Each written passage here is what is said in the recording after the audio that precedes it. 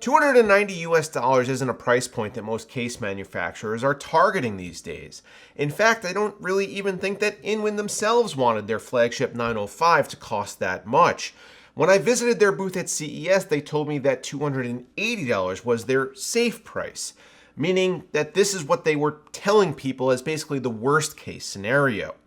In reality, I think this was meant to be a $250 or $260 enclosure, still expensive for sure, but those numbers maybe sound a little more palatable.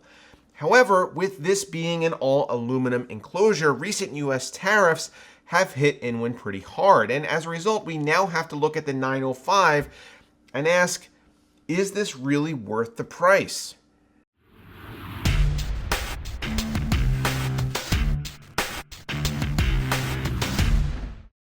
Enermax's brand new Starry Ford offers maximum flexibility and sharp looks with a broad range of hardware support and a price that doesn't break the bank. With 4 pre-installed square RGB fans and an integrated 6-device addressable RGB hub, keeping control of your lighting effects has never been easier. It supports liquid cooling configurations with up to 360mm rads, and if you need even more room inside, the PSU shroud and drive cage are easily removable. Check out the link in the video description to learn more.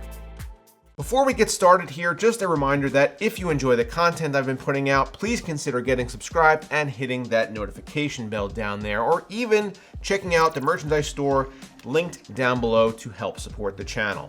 Pulling the Inwin 905 out of the box, we can tell right away that it's designed to be something special. The entire exterior is wrapped in what looks like a solid sheet of 4mm brushed aluminum, with really nice chamfered edges and perfectly rounded corners. There is a seam back here along the rear edge, but you don't see that at all in practice. And just having this sitting on your desk is highly impressive.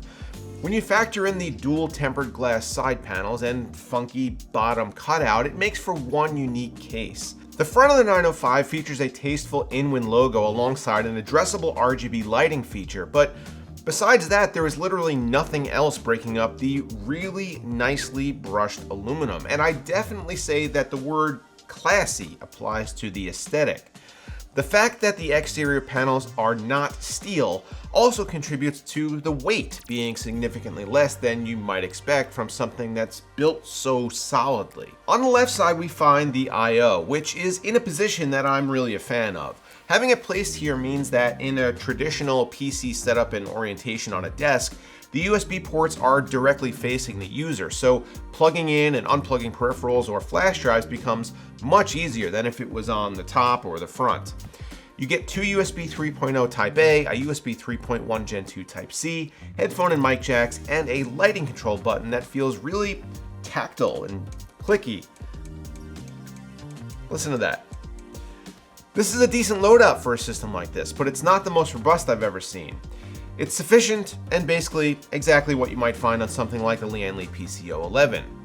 Next to the I/O is the power button, which for some reason I really enjoyed pressing since it's not at all an actual installed button. It's more just kind of a part of the case, which is kind of cool, if ultimately pretty inconsequential. That I/O sits directly above this trapezoidal cutout, gap, arm, hole. Anyway, we'll talk more about it in a minute when we're going into the interior.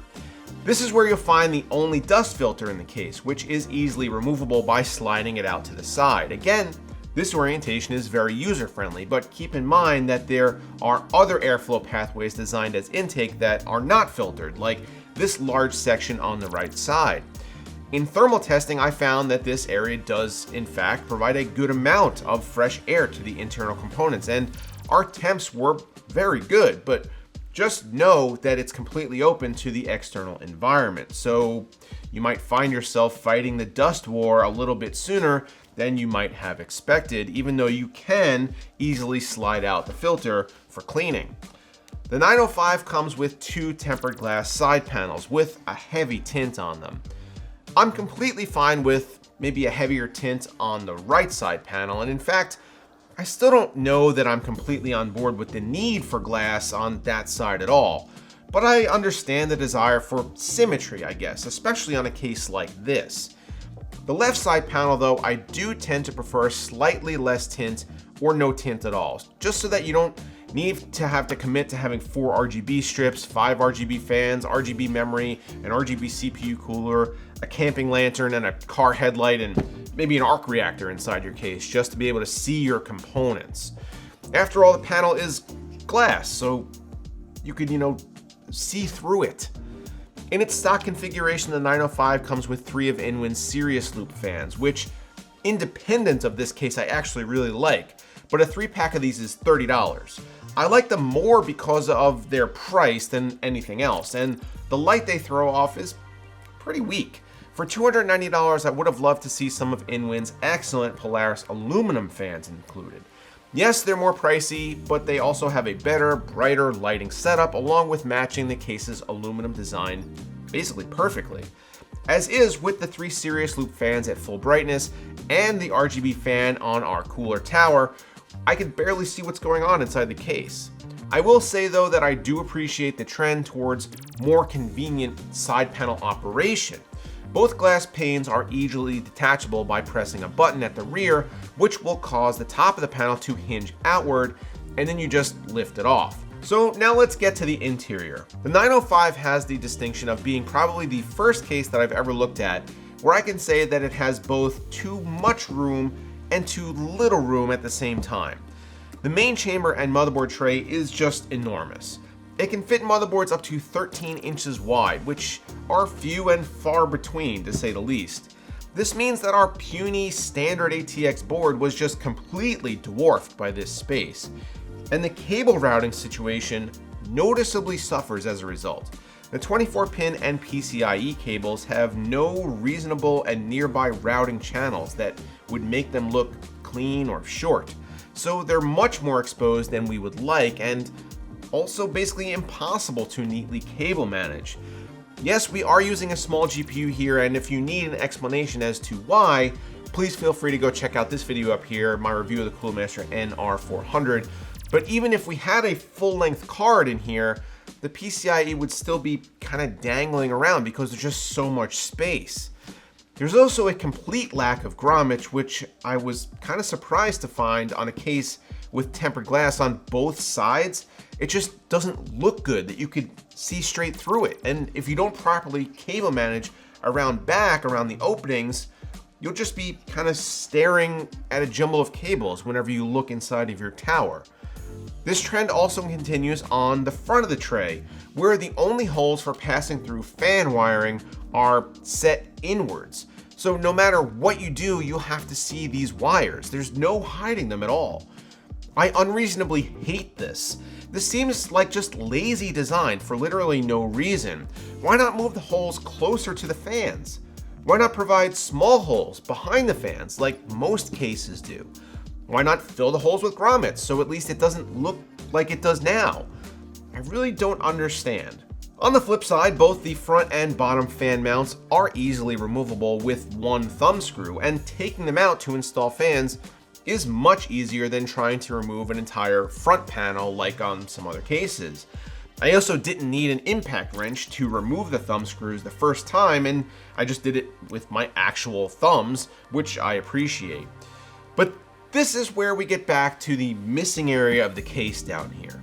When I first saw it at CES, I was like, oh, that's pretty cool. I wonder why nobody has done that before. But now I kind of know. Usually this area down here is used for 2 things. 1, storage. This is usually where you'll find a drive cage of some sort. Because this isn't an option on the 905, you have to mount any drives to the back of the motherboard tray, meaning that you're limited to 1 3.5-inch sled and 2 2.5-inch sleds. That's it. On a $100 case, I'd probably say that we can get away with that, but for $290, it's hard to justify. The second thing that goes down here usually is the bottom portion of a 360mm radiator, so that's just functionality that's impossible to regain. The 905 supports one 240 rad at the front and one 360 rad at the bottom, so water cooling support is there, especially given the cavernous interior for mounting pumps and reservoirs and whatnot.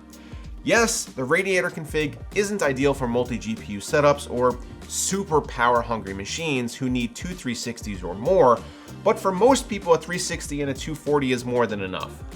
The problem here comes in when you want to use a 360mm AIO. Because you physically can't mount it to the front of the case, and the top has 0 fan mounts of any kind, the only place you can put one is at the bottom. So this means that your AIO tubes will be draped in front of your GPU. That's just gonna look awful. Not to mention that your tubes are also going to have to fight with your PCIe cabling, which just kind of completely goes rogue down in this area because of the misplaced cable cutouts. This is really frustrating design. Let's flip this thing around though and check out the cable management situation around back, which I found to be quite adequate. It was easy to zip tie everything in place and I had no issues closing the right side panel at all. I do wish that maybe Inwin had thought to include an RGB or a fan control hub of some kind so we don't end up with this kind of cable mess. Keep in mind this is just from the 3 included fans. You have daisy chain RGB wiring and daisy chain PWM wiring to keep track of, and having it all plugged up to a central hub is probably something that I've come to expect once we push past the $200 threshold.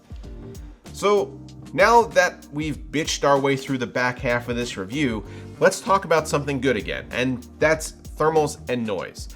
Our standard case testing setup produced idle temps in the low 30s and load temps of 59C for the CPU and 69C for the GPU. While our standardized testing data is just in its infant stages, so it's hard to directly compare, these numbers by themselves are excellent.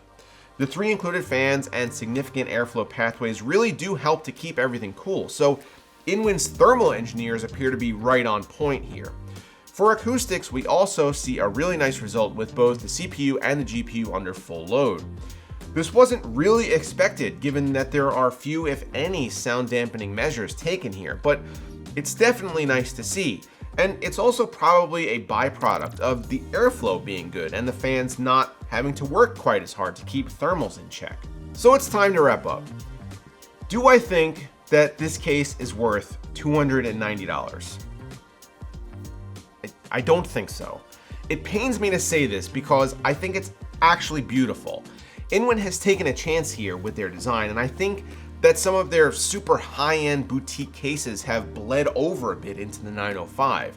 The aluminum exterior is gorgeous, and the cutout thing, while presenting obvious functional challenges, looks pretty cool. I also really like the I/O loadout and placement, the quick release side panels, the cable management, and thermal performance was on point.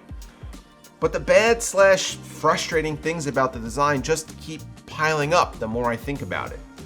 The fans are fine, but Inwin has better ones that should have been included on a case that costs almost $300. There are only 3 storage sleds. This is not enough.